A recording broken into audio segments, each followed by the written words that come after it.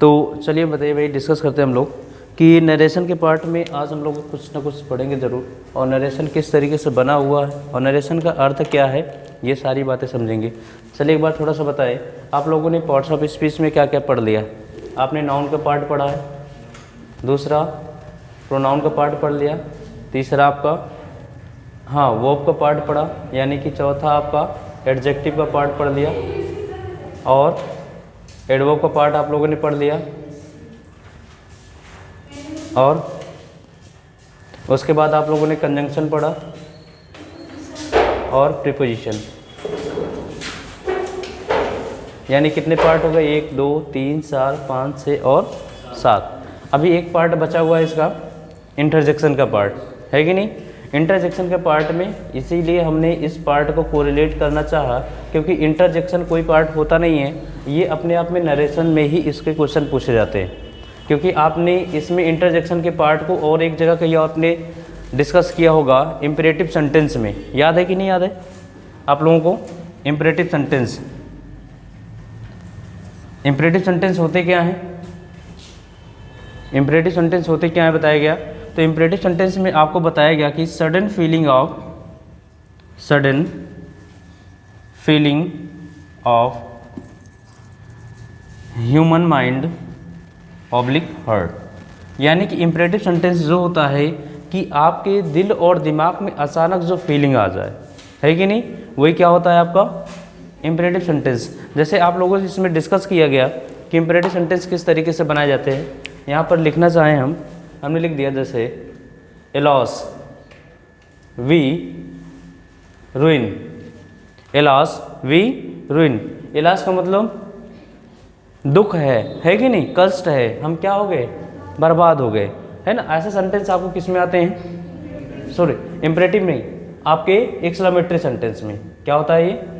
Exclamatory sentence में। बात clear होगी कि नहीं होगी? तो ये एक्सक्लेमेटरी सेंटेंस ये आपका क्या है? इंटरजेक्शन, जो कहता है ये exclamatory sentence sudden feeling of human mind oblique hurt, वही कौन करता है? इंटरजेक्शन करता है, ठीक है ना। तो इसीलिए हमने इसको इस पार्ट से कोरिलेट किया, क्योंकि जो आपसे क्वेश्चन बनाए जाते हैं वो क्वेश्चन आपके नरेशन में पूछे जाते हैं, ठीक है ना। तो चलिए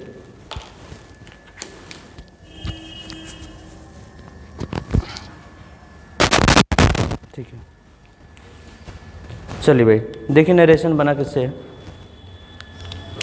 नरेशन बना आपका नरेट से।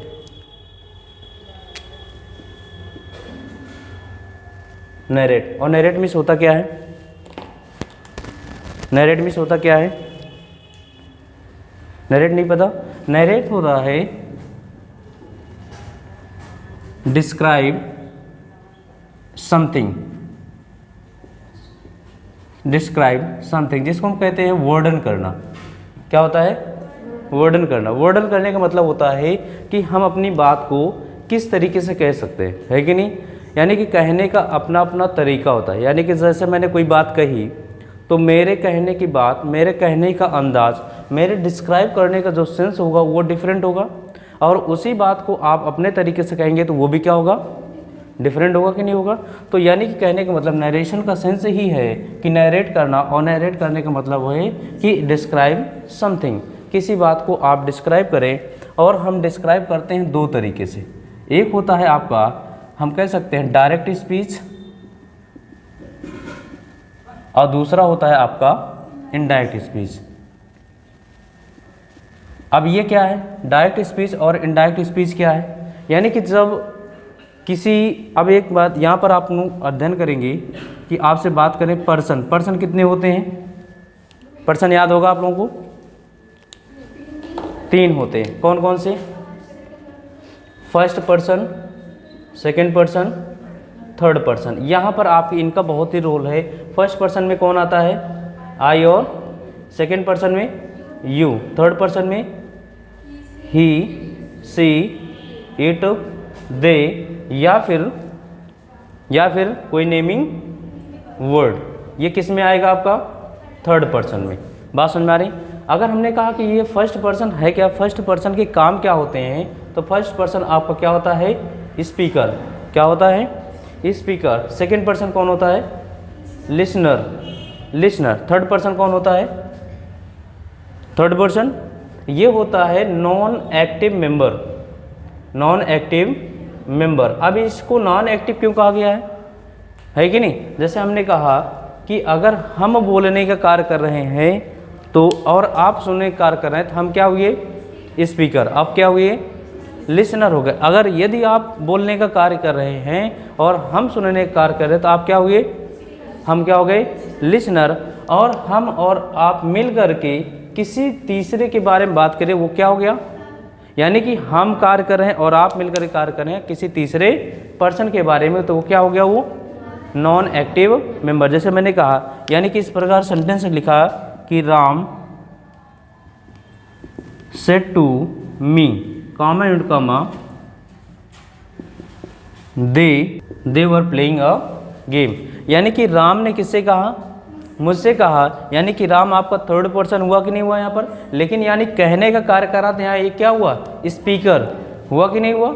ना समझ। और ये क्या हो गया? लिसनर। और किसके बारे में बात हो रही है? नॉन एक्टिव मेंबर के बारे में। बात समझ में आ रही है यहाँ पर, है कि नहीं? तो ध्यान रखेंगे। तो इसमें बताया गया कि ये first person speaker, second person listener और थर्ड पर्सन कौन होता है? नॉन एक्टिव मेंबर होता है। अब बात करते हैं, अगर हमारे द्वारा यानी कि जो स्पीकर के द्वारा सीधे तौर पे बात की जाए, है कि नहीं, जिसे कहा जाता है प्रत्यक्ष रूप से। प्रत्यक्ष जो सीधे तौर पे बात की जाए वो क्या होता है? Direct speaker. और जो उसी बात को घुमा फिरा के करे वो क्या होता है?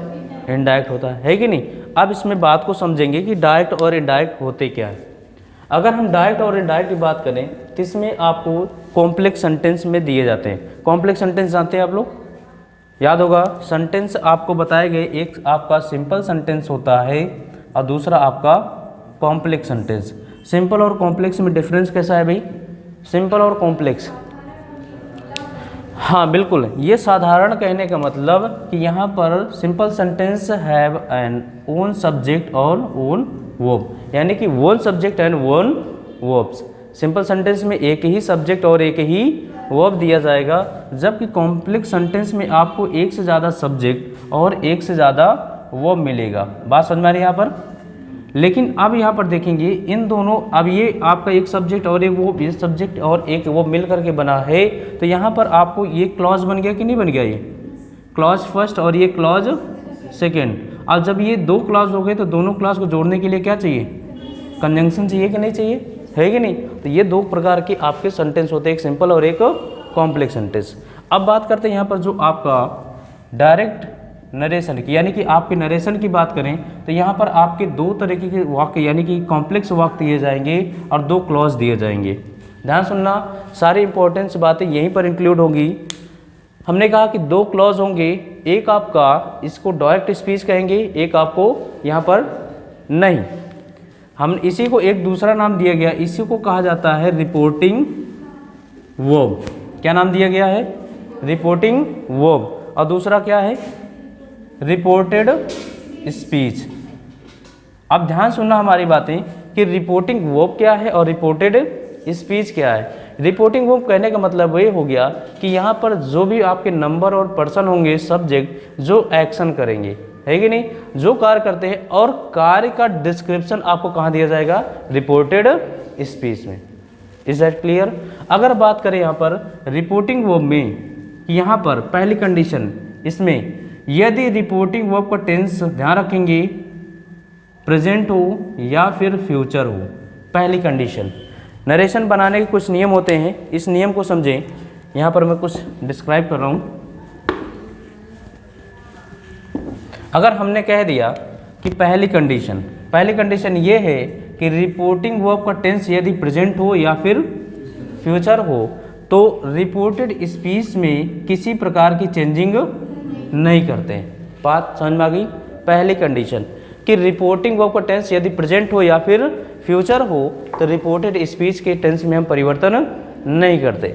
दूसरी कंडीशन हम बता रहे हैं, दूसरी कंडीशन ये होती है कि रिपोर्टिंग वर्ब का टेंस चाहे जो भी हो, ध्यान रखना, रिपोर्टिंग वर्ब का टेंस चाहे जो भी हो, यानी प्रेजेंट हो या फ्यूचर हो या फिर पास्ट हो, कोई भी टेंस हो, यदि रिपोर्टेड स्पीच में आपको क्या मिल जाए, यूनिवर्सल ट्रूथ, क्या मिल जाए, यूनिवर्सल ट्रूथ, तो रिपोर्टेड स्पीच के टेंस में कोई परिवर्तन, बात समझ में आ गई। यहाँ पर पहली कंडीशन ये हो गई कि चाहे प्रेजेंट हो या फिर फ्यूचर हो तब इसमें कोई चेंजिंग नहीं करेंगे। दूसरी कंडीशन हो गई कि चाहे जो भी टेंस हो, अगर यूनिवर्सल ट्रुथ रिपोर्टेड स्पीच में है तब भी टेंस में कोई चेंजिंग नहीं होती। बात करते तीसरी कंडीशन की। अब यदि ध्यान रखेंगे हमने यहाँ पर इनको चेंज कर लिया, तीसरी कंडीशन ये होती है अगर आपके पास दो क्लॉज दिए गए हैं, इन दोनों क्लॉज को यहाँ पर हम जो जोड़ रखते हैं डायरेक्ट स्पीच में, वो किसे जोड़ते हैं, कामा और इन्वर्टेड कॉमास। अब इसको डायरेक्ट से जब इनडायरेक्ट बनाते हैं तो इस कामा और इन्वर्टेड कॉमा को हटा दिया जाता है कि नहीं। अगर हटा दिया जाता है तो यदि सेंटेंस आपका, ध्यान रखेंगे, सेंटेंस आपका असर्टिव हो, बात समझ में आ गई। असर्टिव कहने का मतलब इसके दो पार्ट हो गए, एक हो गया आपका अफर्मेटिव और दूसरा हो गया आपका निगेटिव, बात समझ में आ रही है। यहाँ पर अगर ये दो पार्ट हो गए, यानी कि अगर सेंटेंस असर्टिव है तो कामा और इन्वर्टेड कामा के स्थान पर हम कंजंक्शन के रूप में किसका प्रयोग करेंगे, दैट का प्रयोग करेंगे। सिर्फ कहाँ पर, असर्टिव यानी कि अफर्मेटिव और नेगेटिव सेंटेंस में, बात समझ में आ रही है। यहाँ पर आपने देखिए यहाँ चेंज कर लिया और आपने यहाँ चेंज किया। जो आपकी चौथी कंडीशन बनती है, चौथी कंडीशन बनती है चेंज प्रोनाउन, चेंज प्रोनाउन, यानी कि आपको प्रोनाउन भी चेंज करना होगा। यानी कि रिपोर्टेड स्पीच के जो पार्ट में जो प्रोनाउन आएगा वो कैसे चेंज होगा, ध्यान रखेंगे। प्रोनाउन चेंज करने के कुछ नियम होते हैं। यदि हम पर्सन की बात करें, पर्सन, तो यानी फर्स्ट पर्सन, सेकंड पर्सन और थर्ड पर्सन, तो इसका एक नियम होता है। हमने कहा एस ओ और एन, हमने कहा फर्स्ट पर्सन कहा और ये अपने आप में यस मीन्स हो जाता है सब्जेक्ट, और गो मीन्स ऑब्जेक्ट, और N means no change, no means no change. ध्यान रखेंगे इस बात को। अगर हमने कहा कि फर्स्ट पर्सन किसके अनुसार बदलेगा, सब्जेक्ट के अनुसार, सेकंड पर्सन, थर्ड पर्सन में नो चेंजिंग, बात क्लियर होगी।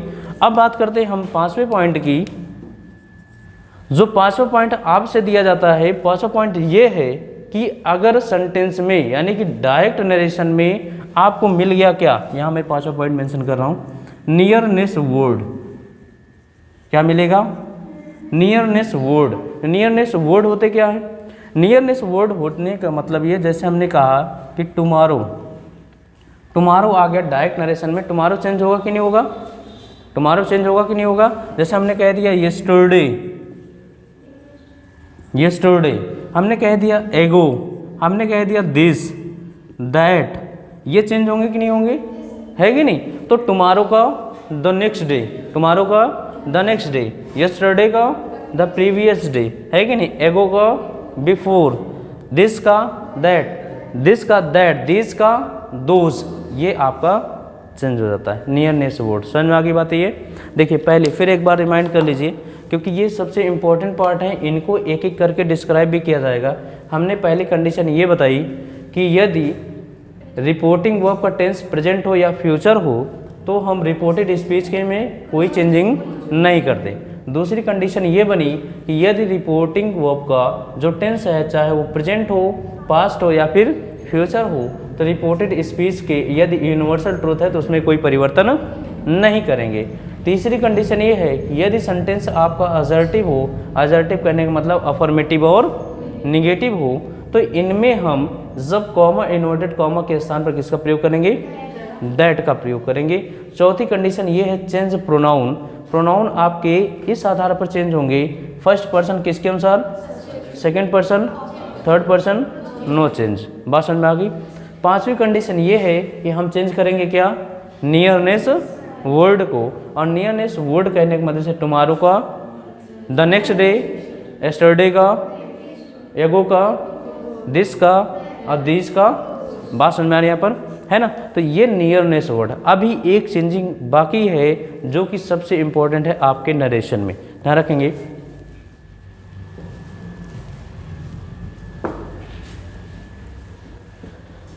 अगर हमने कह दिया यहाँ पर समझे कि रिपोर्टिंग वो पार्ट आपने देख लिया, चाहे प्रेजेंट हो, फ्यूचर हो, पास्ट हो। अगर यूनिवर्सल ट्रूथ है तो आपने universal truth as it is लिख दिया। अगर बात करते हैं यहाँ पर कि जो रिपोर्टिंग वर्ब है, इस रिपोर्टिंग वर्ब का टेंस सिर्फ और सिर्फ क्या हो, पास्ट हो, सिर्फ और सिर्फ क्या हो, पास्ट हो। तो रिपोर्टेड स्पीच में किस तरीके से चेंजिंग होती हैं ये आप समझें।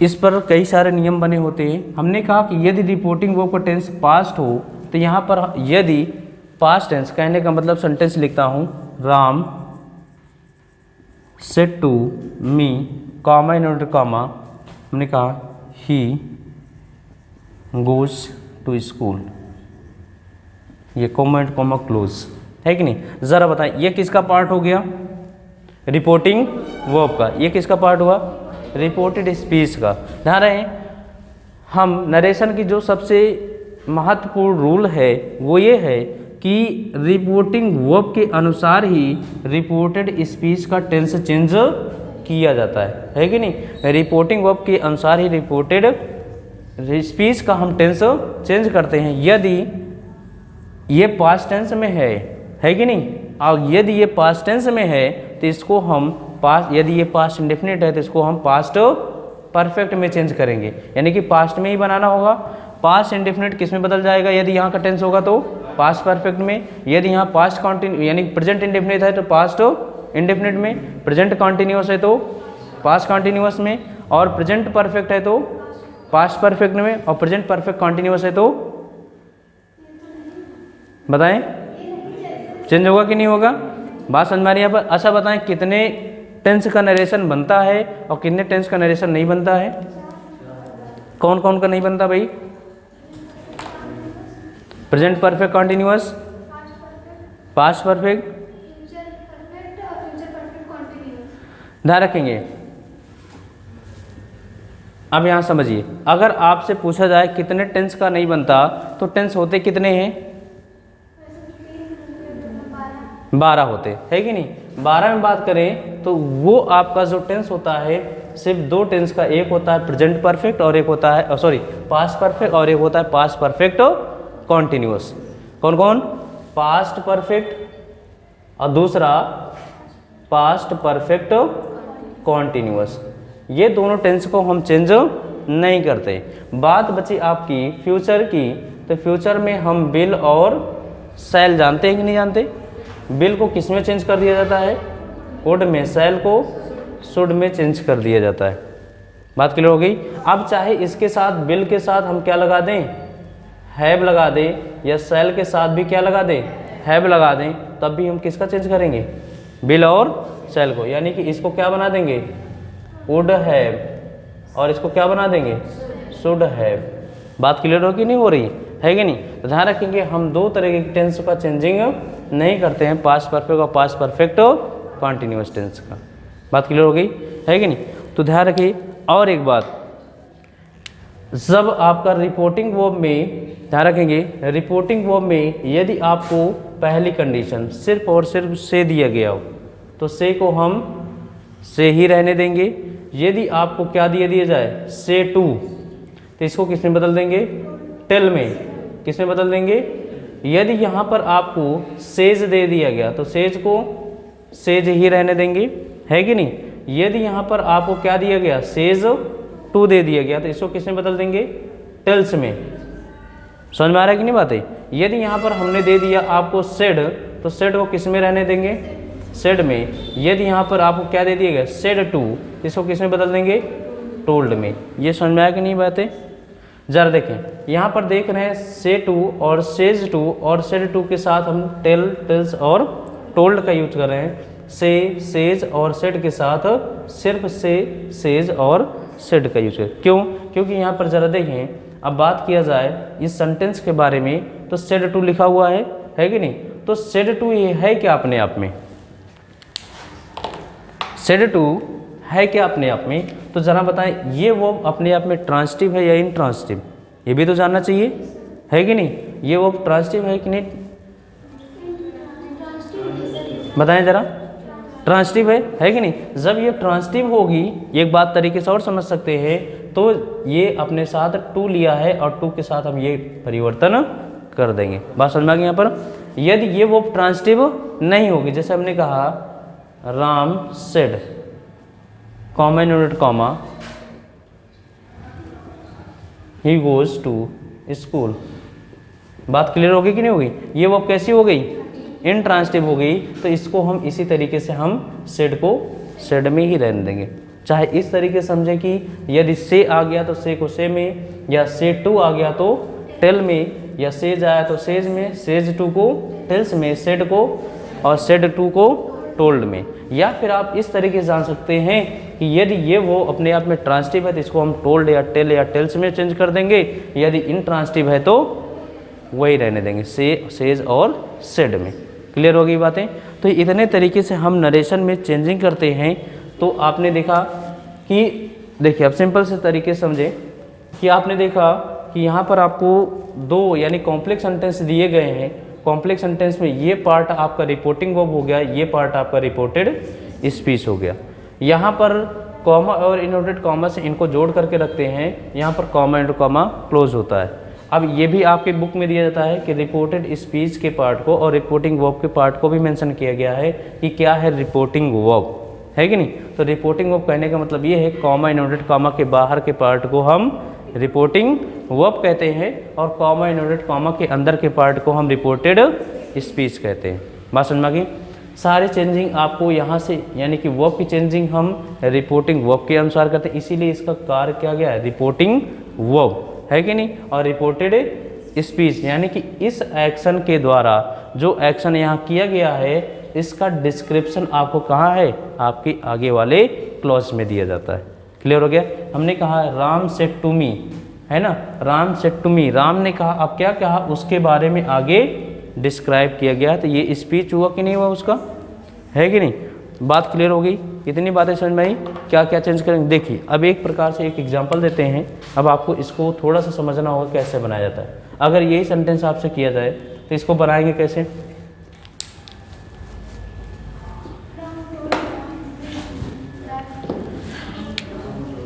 राम टोल्ड मी, यहाँ पर अब सेंटेंस ये असर्टिव है या असर्टिव है कि नहीं? असर्टिव। अब यहाँ पर क्या लगा दें? दैट। इसके बाद ही गोज, ही चेंज होगा भाई, ही चेंज होगा, बताएं जरा। अब ये देखेंगे, हमने बताया कि ये क्या है? प्रोनाउन है कि नहीं है? प्रोनाउन चेंज करने के नियम बताया मैंने। प्रोनाउन कैसे बदलेगा? बिल्कुल, हमने बताया प्रोनाउन चेंज करने के लिए आपके नियम है कि नहीं? ये फर्स्ट पर्सन किसके अनुसार बदलेगा? सेकंड पर्सन में, थर्ड पर्सन में नो चेंज। यानी ये कौन सा पर्सन है? कौन सा person? Third person. Third person बदलेगा? नहीं बदलेगा। तो ही को हम, अब जरा बताएं, ये बदलेगा? गोज बदलेगा? ये कौन सा टेंस है? कौन सा टेंस है? अरे गोज है, प्रेजेंट टेंस है कि नहीं है कि नहीं? ये प्रेजेंट टेंस है। तो हम लोग टेंस जब पढ़ाएंगे, यानी कि कहने का मतलब जब इसको चेंज करवाएंगे तो प्रेजेंट टेंस किस में बदल जाएगा? पास्ट टेंस में, क्योंकि इसका टेंस क्या है? बताया ना कि हम टेंस की चेंजिंग किसके अनुसार करेंगे? रिपोर्टिंग वर्ब के अनुसार। ये कौन सा टेंस में है? पास्ट टेंस में, है कि नहीं? तो इसका भी टेंस क्या होगा? पास्ट ही होगा। तो ये अपने आप में प्रेजेंट इंडेफिनिट है। प्रेजेंट इंडेफिनिट किस में बदल जाएगा? पास्ट इंडेफिनिट में। और पास्ट इंडेफिनिट में क्या करें? क्या करें? वेंट होगा। बात समझ में आ रही है? यहाँ पर टू स्कूल, क्यों? ये समझ में आया कि नहीं आया? समझ में आया? देखिए, अभी एक ओवरव्यू है, ये समझिए कि क्या क्या इसमें पूछा जा सकता है और किस तरीके से आपको किस टॉपिक पर बहुत अच्छे तरीके से कंसल्ट करना, ध्यान देना है कि नहीं? जैसे एक सेंटेंस और देता हूँ, फिर उसके बाद एक एक रूल्स हम लोग सीखेंगे।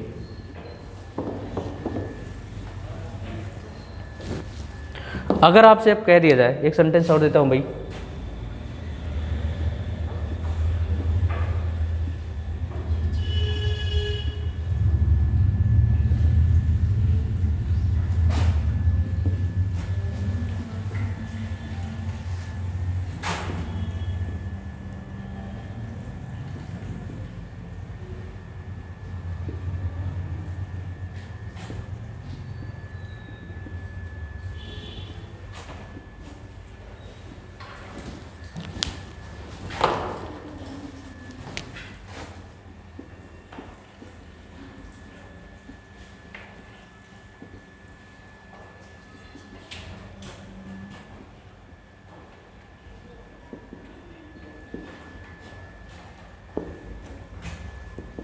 ये दोनों सेंटेंस करेंगे, सिर्फ जस्ट बनाइए बस। इसका टेंस किसका, इसका, दोनों का, ठीक है। क्यों नहीं चेंज हुआ भाई, दोनों अपने आप में यूनिवर्सल है भाई। 2 और 2 को ऐड करेंगे कितना बनेगा, 4 ही तो बनेगा, है कि नहीं। तो ये अपने आप में क्या है, यूनिवर्सल है। तो ज़रा बताइए, यूनिवर्सल हम चेंज करेंगे। अगर आपसे पूछा जाए ये पार्ट किसका, रिपोर्टिंग वर्ब का, ये पार्ट किसका, रिपोर्टेड स्पीच का। यदि भले ही रिपोर्टिंग वर्ब का टेंस पास्ट हो, प्रेजेंट हो या फ्यूचर हो, यदि रिपोर्टेड स्पीच में क्या आ जाए, यूनिवर्सल ट्रूथ आ जाए, तो हम कोई भी चेंजिंग नहीं करते, उसको एज इट इज़ लिख देते। अगर आपने इसको चेंज कर दिया कि मान लीजिए आपने कह दिया 2 and 2 और इसको पास्ट के अनुसार क्या बना दिया, मेड 4, तो इसका सेंस क्या हो जाएगा। मान लीजिए किसी बच्चे ने कह दिया सर मैंने बना ही दिया, तो क्या होगा, है कि नहीं, क्या होगा इसका सेंस। कहने का मतलब 2 और 2 4 होते थे, अब नहीं होते हैं। हुआ बात समझ में आ रही है, यानी कि 2 और 2 4 पहले हुआ करते थे लेकिन अब नहीं है। तो ये अपने आप में अभी भी 2 और 2 4 होते हैं कि नहीं होते, है कि नहीं। अगर इसको चाहे हम इसका पास्ट टेंस बना दें इसके अनुसार, यानी कि इस मूव्स को यदि हमने मूव्ड कर दिया, है कि नहीं, तो यानी कहने का मतलब अर्थ जो है वो सूर्य का चक्कर लगाती थी, अब नहीं लगाती है शायद, है कि नहीं। तो ये अपने आप में क्या है, ये यूनिवर्सल ट्रूथ है, इसलिए इनका टेंस चेंज नहीं करेंगे। बात समझ में आ रही है यहाँ पर, ठीक है ना। तो कुछ चेंज करने के नियम होते हैं। अब एक एक टॉपिक हम लोग थोड़ा सा मेंशन करेंगे, लिखेंगे, तो उसके बाद हम लोग बताएंगे। लेकिन एक बात थोड़ा सा समझ लीजिए पहले, फिर बताता हूँ। अभी तो ये सिंपल सेंटेंस यानी कि सिर्फ असर्टिव की बात आपने देखी। अब यहीं से देखिए कितनी इंपॉर्टेंट बातें आती हैं। इसीलिए जब काइंड्स ऑफ सेंटेंस से पढ़ा रहे होते हैं और पार्ट ऑफ सेंटेंस पढ़ा रहे होते हैं, उस समय कहते हैं कि इस सेंटेंस को बहुत ही सावधानीपूर्वक समझिएगा, क्योंकि इन्हीं सेंटेंस का यूज़ आपके नरेशन और वॉइस में बहुत ही अच्छे तरीके से होता है। जैसे हमने कहा कि असर्टिव सेंटेंस कहने के बाद अब आपके पास आता है एक इंट्रोगेटिव सेंटेंस। इंट्रोगेटिव सेंटेंस ये कितने तरह से होते हैं, इंट्रोगेटिव सेंटेंस 2, कौन कौन, यस नो टाइप और WH वर्ड, बताया गया, यस नो टाइप और WH वर्ड। यदि बात करें यस नो की शुरुआत हेल्पिंग वर्ब से होती है, और इसके बाद सब्जेक्ट, और इसके बाद मेन वर्ब, उसके बाद ऑब्जेक्ट। ये होता है कि नहीं होता, है कि नहीं। अगर इसकी बात करें WH वर्ड की, तो WH सबसे पहले आता है, हाँ, इसके बाद हेल्पिंग वर्ब, उसके बाद subject, main verb, object, question mark. जरा ध्यान समझिए यहाँ पर, यदि आपके पास सेंटेंस में इंट्रोगेटिव सेंटेंस आ गया, जैसे हमने एक क्वेश्चन दिया,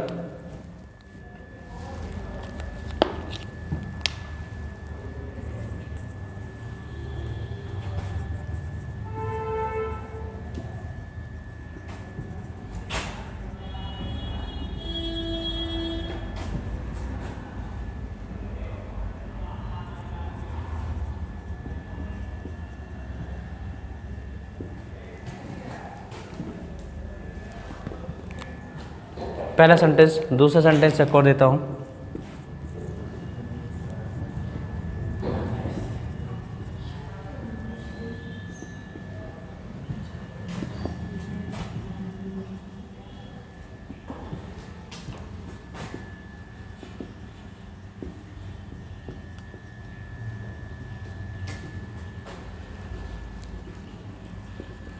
ये 2 सेंटेंस दिए गए, दोनों सेंटेंस में बनाएंगे।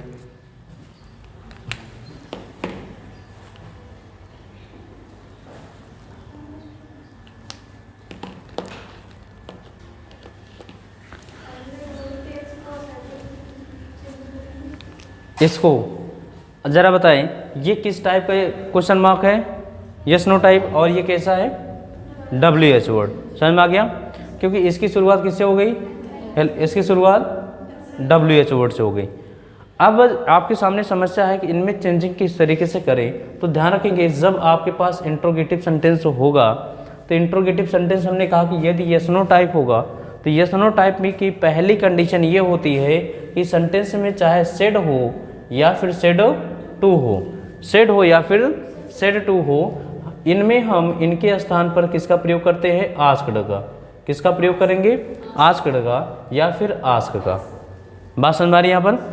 अब जो दूसरी कंडीशन चेंज करने की आ गई वो क्या चेंज करेंगे? कॉमा और इन्वर्टेड कॉमा।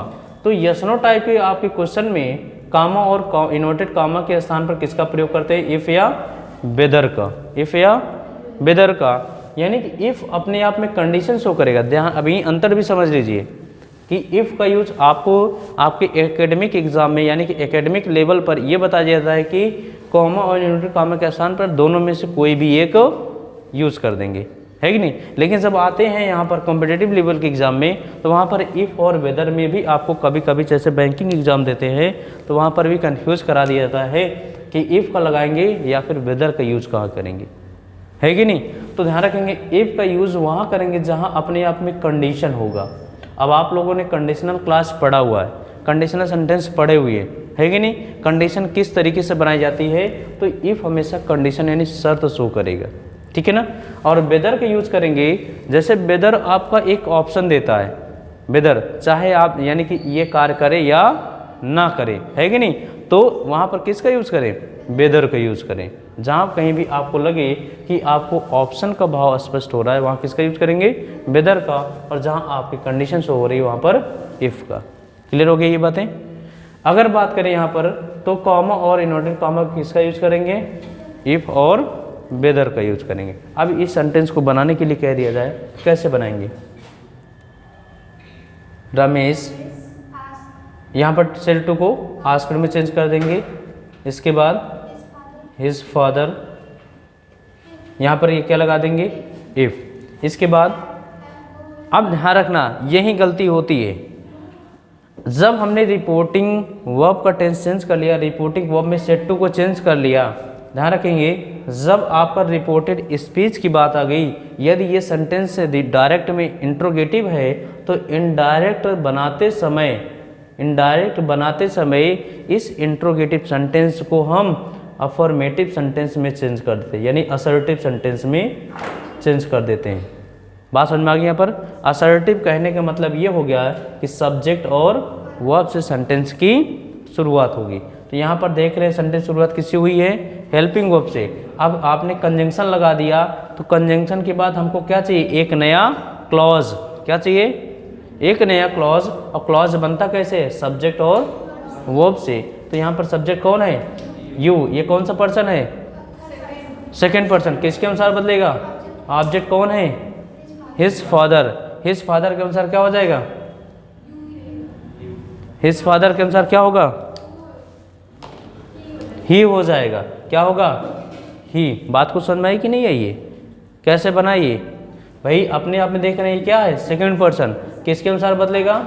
ऑब्जेक्ट अनुसार। ऑब्जेक्ट कौन सा पर्सन है? कौन सा पर्सन है? Third person. तो यहाँ पर ये किस में बदल जाएगा? थर्ड पर्सन सिंगुलर नंबर कौन होता है? ही तो होता है कि नहीं। इसके बाद ये टेंस कौन सा है? कौन सा टेंस है ये? प्रेजेंट परफेक्ट है। कौन है? Present perfect. अरे हैव लगा है कि नहीं लगा भाई? हैज और हैव किस टेंस में आता है? प्रेजेंट परफेक्ट में आता है कि नहीं आता? तो प्रेजेंट परफेक्ट किसमें बदल जाएगा? पास्ट परफेक्ट में, है कि नहीं। अब पास्ट परफेक्ट क्या यूज कर देंगे?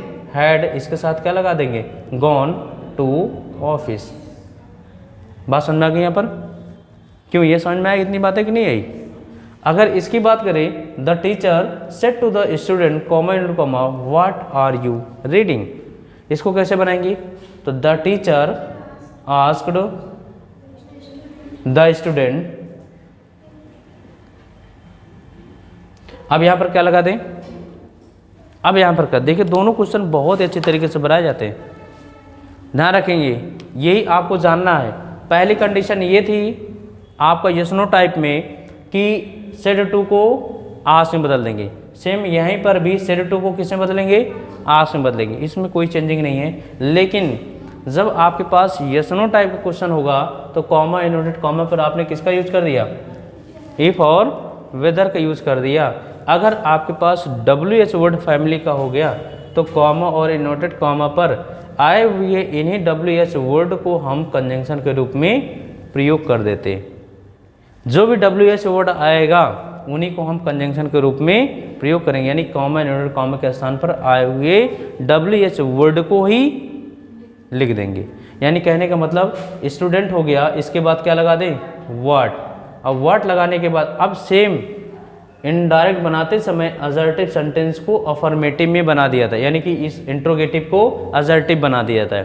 अब इंट्रोगेटिव को असर्टिव बनाने का मतलब कि सब्जेक्ट हम पहले रखेंगे और वो हम बाद में। यहाँ सब्जेक्ट कौन है, यू है। कौन सा पर्सन है, सेकंड पर्सन। किसके अनुसार बदलेगा, ऑब्जेक्ट कौन है, क्या हो जाएगा, ही। क्या हो जाएगा, ही। अब ये कौन सा टेंस है, प्रेजेंट कॉन्टिन्यूअस। किसमें बदल जाएगा, पास्ट कॉन्टिन्यूअस। ही के अनुसार वॉज रीडिंग। क्या ये बातें समझ में आई कि नहीं आई, क्यों बताइए। तो यहाँ पर आपको इस लेवल से यहाँ पर क्वेश्चन बहुत अच्छी तरीके से पूछे जाते हैं। आपको WH वर्ड और यस नो टाइम, इसीलिए वहाँ पर जब आपको वो सेंटेंस पढ़ाया जा रहा था तो वहाँ पर ये बताया जाता है कि इनका यूज़ आपको नरेशन और वॉइस में बहुत अच्छे लेवल पे किया जाता है। कहाँ पर, इफ़ क्यों नहीं लगा, ध्यान रखेंगे। अब यहाँ पर इफ़ लगाने से ये भी समझ लीजिए, हमने लिखा द टीचर। अब यहाँ पर हमने लिख दिया आस्क्ड द स्टूडेंट। ये हमने कह दिया चलो ठीक है, आपकी बात मान लिया, इफ़ लगा दिए या फिर वेदर लगा दिए, है कि नहीं। अब यहाँ पर कौन आया आपके पास, WH वर्ड, है कि नहीं। चलिए अब इसको भी तो लगाना होगा आपको, इसको भी लगाना होगा व्हाट। इसके बाद हमने लिख दिया ही वॉज रीडिंग। ये सेंटेंस बनेगा कि नहीं बनेगा, है कि नहीं। अब बात समझते हैं यहाँ पर, ज़रा बताएं। ये आपका एक क्लॉज है और यहाँ पर भी एक क्लॉज है कि नहीं। और ध्यान रखेंगे क्लॉज आपका सब्जेक्ट और वर्ब से मिलकर के बनता है कि नहीं। और दो क्लॉज हो, यानी कि ये क्लॉज आपका फर्स्ट है और ये क्लॉज सेकंड है। अब क्लॉज, दो क्लॉजों को जोड़ने के लिए आपको दो कंजंक्शन चाहिए या फिर एक कंजंक्शन, एक ही कंजंक्शन चाहिए, है कि नहीं। तो आए हुए इन्हें WH वर्ड को हम कंजंक्शन बना देते हैं, क्योंकि हम इनको एलिमिनेट नहीं कर सकते, इसीलिए यहाँ पर हम इफ़ और वेदर का प्रयोग नहीं करते। बात समझ में आ गई यहाँ पर। तो हम यहाँ पर इफ़ या वेदर का इसलिए यूज़ नहीं करें क्योंकि हमारे पास दो दो कंजंक्शन हो जाएंगे और हम जानते हैं कि दो क्लॉजों को जोड़ने के लिए एक ही कंजंक्शन चाहिए। क्लियर हुआ ये बातें, है कि नहीं, ध्यान रखेंगे। इसी तरीके से जब आप इम्पेरेटिव सेंटेंस पढ़ते हैं, इम्पेरेटिव सेंटेंस होता क्या है बताइए ज़रा। इम्पेरेटिव सेंटेंस क्या होता है, बताया गया कल की क्लास में शायद। इम्पेरेटिव सेंटेंस जहाँ पर आपको ऑर्डर, एडवाइस, सजेशन, रिक्वेस्ट, है कि नहीं, ये बातें आ जाएं तो इनमें इनका अलग नियम हो जाता है। सारी चेंजिंग हम ध्यान रखेंगे। ये इतना जो चेंज किया गया इधर समझ लो जी, आज ओवरव्यू समझ लो, फिर उसके बाद कल से लिखाना शुरू करेंगे। इतना पहले आपने देखा, सबसे पहले कंडीशन आपने देखा असर्टिव सेंटेंस को चेंज किया। असर्टिव दो प्रकार के होते हैं, एक अफर्मेटिव और एक निगेटिव। वहाँ पर सेड को सेड, सेड टू को टोल्ड में, से को सेज में, से को से टू को टेल में, और सेज को सेज में और सेज टू को टेल्स में, ये परिवर्तन किया। ये असर्टिव सेंटेंस की बात थी। और कॉमा इन्वर्टेड कॉमा के स्थान पर किसका प्रयोग किया था, दैट का, है कि नहीं, ये किया था कि नहीं किया था।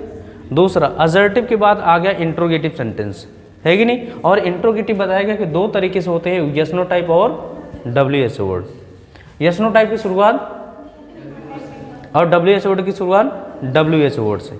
यहाँ पर जो पहला नियम ये है कि इनमें आए हुए सेड टू को हम आस्क्ड में, सेड को आस्क्ड में चेंज कर देंगे, पहला नियम।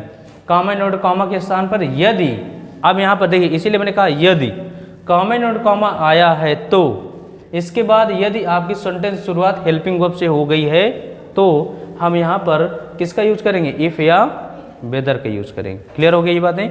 दूसरा, यदि आपने कॉमा इन्वर्टेड कॉमा यहाँ पर है, इसके बाद आपका कोई WH वर्ड आ गया, है कि नहीं, तो इन्हीं WH वर्ड को सेंटेंस का कंजंक्शन बना देते हैं। ठीक है। फिर दोनों सेंटेंस की सिंपल सी बात यह है कि जब हमने कंजंक्शन यूज कर लिया तो हमको एक क्लॉज चाहिए। क्लॉज बनता किससे है, सब्जेक्ट और वर्ब से। जब ये क्लॉज चाहिए तो हमको इसके बाद आने वाला क्लॉज असर्टिव होना चाहिए, असर्टिव फिर कह दे तो या तो एक क्लॉज नेगेटिव हो सकता है या एक क्लॉज पॉजिटिव हो सकता है। बात समझ में आ गई यहाँ पर, है कि नहीं। तो इस तरीके से इनका निर्धारण किया जाएगा, आपके इंट्रोगेटिव सेंटेंस बनेगी। तीसरी सेंटेंस जो बनाए जाते हैं इंपरेटिव सेंटेंस है। जैसे हमने कहा इंपरेटिव सेंटेंस को कैसे बनाएंगे आप, है कि नहीं। तो इंपरेटिव सेंटेंस पहचान करते हैं, आपको वहाँ पर ऑर्डर दिया जाता है, वहाँ पर आपको एडवाइस दी जाती है, वहाँ पर आपको सजेशन दिया जाता है और वहाँ पर आपसे रिक्वेस्ट किया जाता है कि नहीं। तो यहाँ पर हम ऑर्डर को जब सेड टू है, अगर इसके जगह पर हमको ऑर्डर लगे, जैसे मैंने कहा इस तरह सेंटेंस समझिएगा, इससे आपको समझ में आ गया। हमने कहा the teacher said to me comment comma don't abuse anyone. अब इस बात को समझने के लिए आपको सबसे बड़ी बात यह है कि इंपरेटिव सेंटेंस आपने किस तरीके से समझा हुआ है कि नहीं। ज़रा बताइए ये सेंटेंस कैसा है, सेंटेंस कैसा है। इसीलिए सेंटेंस को बहुत ही इंपॉर्टेंट तरीके से बताया जाता है। डोंट एब्यूज एनीवन, सेंटेंस कैसा है बताया गया ना आपसे। 5 तरह के सेंटेंस होते हैं या 6 तरीके के? 5 ही होते हैं ना, 5 ही होते हैं। 5 होते हैं कौन कौन से? असर्टिव, इंट्रोगेटिव, इंपरेटिव, एक्सक्लेमेटरी और ऑप्टेटिव। तो ये किस टाइप का सेंटेंस है? ये वाला। इससे कौन सा भावार्थ निकल रहा है? डोंट एब्यूज एनीवन, यानी किसी पर गाली मत दो। तो यहाँ पर क्या है, एक प्रकार का सजेशन किया जा रहा है कि नहीं किया जा रहा है। और आपको डिफरेंस भी बताया गया कि एडवाइस और सजेशन में डिफरेंस क्या है, बताया गया था क्लास में, याद है? ये बातें समझ में आई कि नहीं? ये वाली इंट्रोगेटिव की एडवाइस और सजेशन में डिफरेंस बताया गया है, क्या होता है?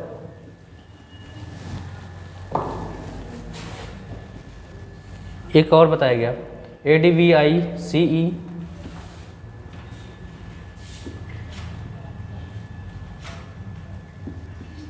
ये सजेशन। इस एडवाइस और इस एडवाइस में डिफरेंस क्या है? ये एडवाइस आपका नाउन है, क्या है ये?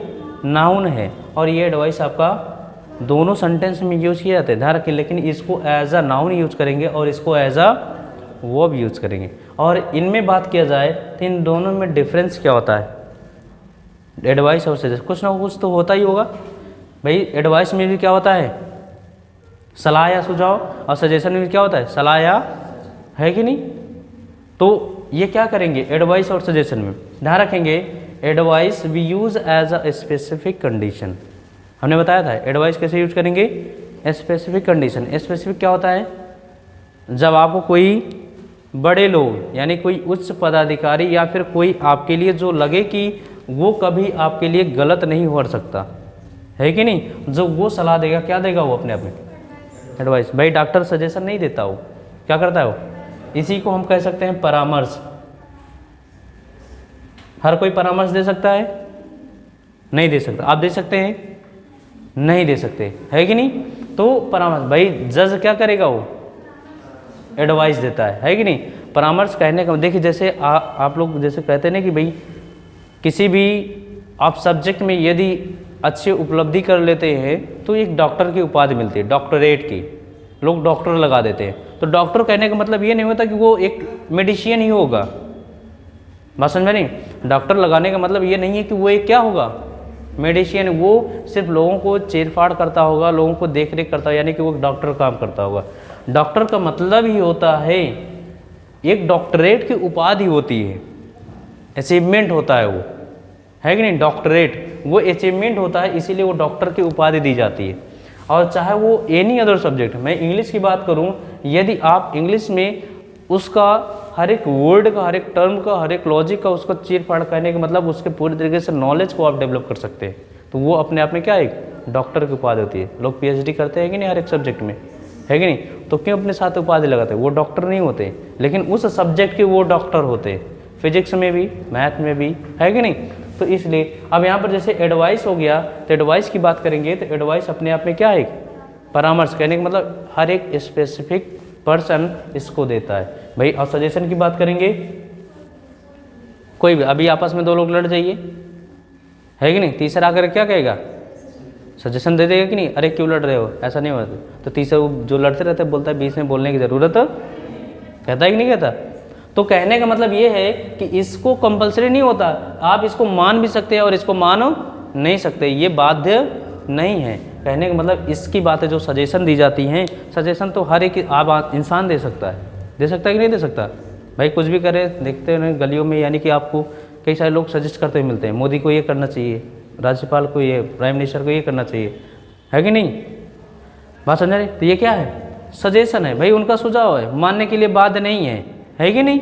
लेकिन ये जो एडवाइस होता है, जब ये दिया जाता है तो अपने आप में क्या होता है, कंपलसरी होता है कि नहीं। ये आप मानने के लिए, जैसे आपको कोई फिजिशियन है, आपको डॉक्टर है, आपको कह दिया कि आपको सुबह शाम गर्म पानी, गुनगुने पानी के साथ 2 टैबलेट खाना है, आप उस बात को लिए मानने के लिए क्या है, बाध्य हैं कि नहीं बाध्य है कि नहीं। तो इसीलिए ये एडवाइस और सजेशन। एक और आपसे क्वेश्चन पूछा जाता है इसी टॉपिक को लेकर के, ये अंतर डिवाइस और डिवाइस में, डिवाइस और डिवाइस में